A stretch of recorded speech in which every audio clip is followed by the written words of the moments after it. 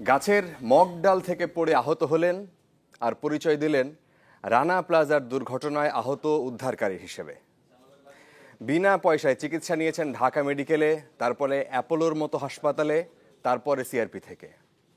প্রধানমন্ত্রীর দেয়া 10 লাখ টাকার সঞ্চয়পত্রের পাশাপাশি হাতিয়ে নিয়েছেন দেশি বিদেশি সহায়তার লাখ লাখ টাকা, সাথে 16 কোটি মানুষের সহানুভূতি। বিস্ময়কর এই প্রতারণার অভিনেতা রাজবাড়ীর গোয়ালন্দ উপজেলার দেবগ্রাম ইউনিয়নের সাবেক মেম্বার ইউনুস আলী ওরফে ইউসুফ, যিনি কিনা নিজের আখের গোছানোর মাধ্যম হিসেবে বেছে নিলেন বিশ্বের 100 কোটি মানুষের বিবেক নাড়িয়ে দেয়া রানা প্লাজার দুর্ঘটনাকে। আমাদের সহকর্মী মাকসুদুন নবী তিনি একটি অনুসন্ধানের রিপোর্ট করেছেন, ছবি তুলেছেন রিপু আহমেদ।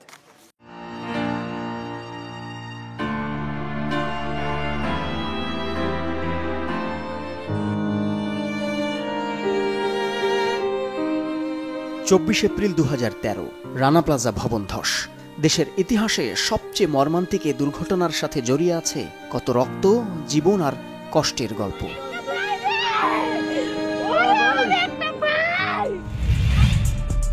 ইউনুস আলী সর্দার ওরফে ইউসুফ রানা প্লাজা দুর্ঘটনার উদ্ধারকারী পরিচয়ে 17 মাস চিকিৎসা সেবা নেন পক্ষাঘাতগ্রস্তদের পুনর্বাসন কেন্দ্র সাভারের সিআরপিতে। সবাই জানত এই ব্যক্তি স্বেচ্ছায় উদ্ধারে নেমে প্রাণ বাঁচান অন্তত 10 জনের, আর তা করতে গিয়ে বরণ করেন পঙ্গুত্ব। আজকে আমার ওই গায়ে মানুষ কাঁদে দাঁড়ান। সে সময় দেশি বিদেশি গণমাধ্যম ইউসুফকে আখ্যা দেয় রানা প্লাজার বীর। বিজিএমইএতেও ইউসুফের নাম রয়েছে উদ্ধারকারীর তালিকায়। ইউসুফের পরিবার বলছে ক্ষতিপূরণ হিসেবে প্রধানমন্ত্রীর পক্ষ থেকে তাকে দেয়া হয় 10 লাখ টাকার সঞ্চয়পত্র। বিভিন্ন ব্যক্তি ও সংগঠন থেকে পেয়েছেন আরও 10 লাখ টাকা। আর পিজিএমএ কর্তৃপক্ষ জানান তার চিকিৎসা বাবদ 8 লাখ টাকা খরচ করেছেন তারা। এছাড়া কয়েকটি বিদেশি এনজিও ও বিদেশি ক্রেতা প্রতিষ্ঠানও ইউসুফকে দিয়েছে মোটা অঙ্কের সহায়তা, তবে গোপনীয়তার কারণে ব্যক্তিবিশেষের তথ্য জানাতে রাজি হয়নি তারা। এত সাহায্য যাকে দেয়া হলো সেই ইউসুফ আসলেই কি রানা প্লাজা দুর্ঘটনার উদ্ধারকারী? আর তা জানতেই চ্যানেল 24 অনুসন্ধান টিমের যাত্রা ইউসুফের গ্রামের বাড়ি রাজবাড়ী জেলার গোয়ালন্দ উপজেলার নুরু মণ্ডলের পাড়ায়।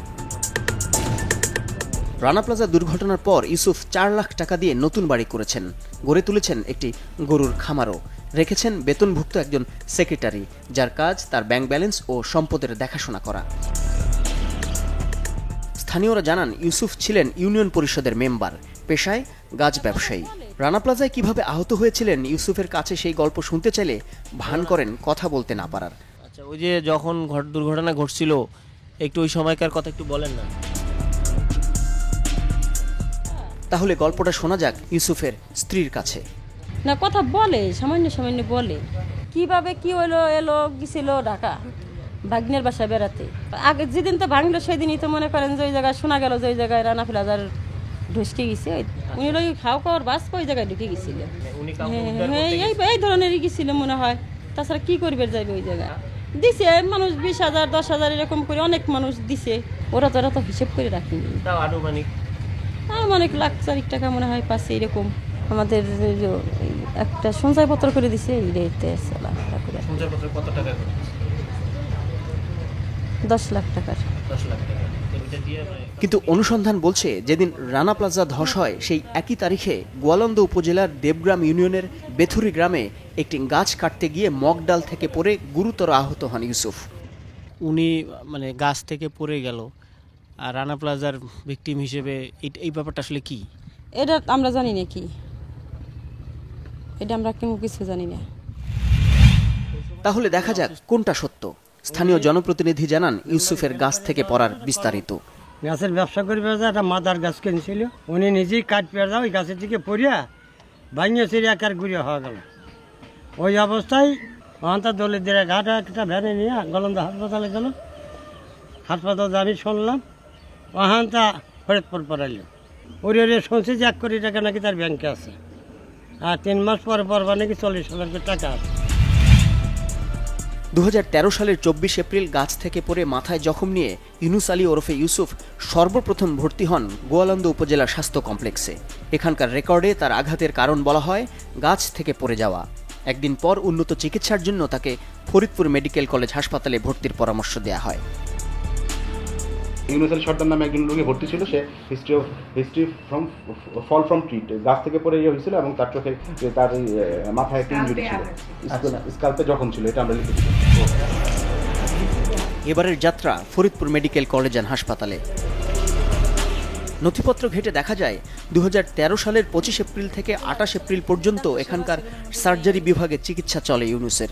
এখানেও তার আঘাতের কারণ বলা হয়েছে ফল ফ্রম হাইট, অর্থাৎ উঁচু থেকে পড়া।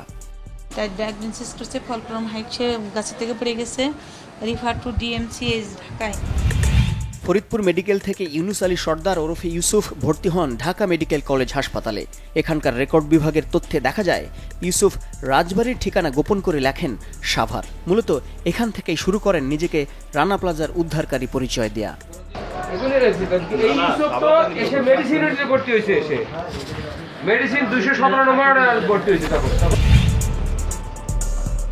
ঢাকা মেডিকেলে 3 দিন থাকার পর বিজিএমএর তত্ত্বাবধানে ইউসুফকে ভর্তি করা হয় রাজধানীর অ্যাপোলো হাসপাতালে। অ্যাপোলোর রেকর্ড বিভাগের তথ্য বলছে এখানে তার চিকিৎসা হয় টানা 25 দিন, আর রোগী হিসেবে ইউসুফের আইডি নম্বর 421471। এরপর দীর্ঘমেয়াদী চিকিৎসার জন্য ইউসুফকে নেওয়া হয় সাভারের সিআরপিতে, আর এখানে বিজিএমএর তত্ত্বাবধানে তার চিকিৎসা চলে 491 দিন, অর্থাৎ প্রায় 17 মাস। আমরা যতটুকু জানি যে উনি রানা প্লাজা রেস্কিউয়ার ছিলেন, তারপরে ওনার মাথায় একটা হেভি অবজেক্ট, সেজন্যই ওখানে লেখা যে fall of heavy object over back. BGMEA বলছে পোশাক শিল্পে বিভিন্ন দুর্ঘটনায় সব সময় এমন বেশ কিছু চক্র প্রতারণায় সক্রিয় হয়ে ওঠে। কোনো একটা লোক, এইরকম নিরীহ লোক, গরিব লোক, তারা কিন্তু একা এসে সাহস পাবে না এরকম বিজিএমইতে আসা বা মাননীয় প্রধানমন্ত্রীর অফিসে যাওয়া। এটার পিছনে যদি একটা চক্র না থাকে তাহলে তো এটা কারো পক্ষে সাহস করার কথা না। এবং তদন্ত করে দেখব, যদি পাই তাহলে অবশ্যই এর বিরুদ্ধে আইনানুগ ব্যবস্থা নেওয়ার ব্যবস্থা করব।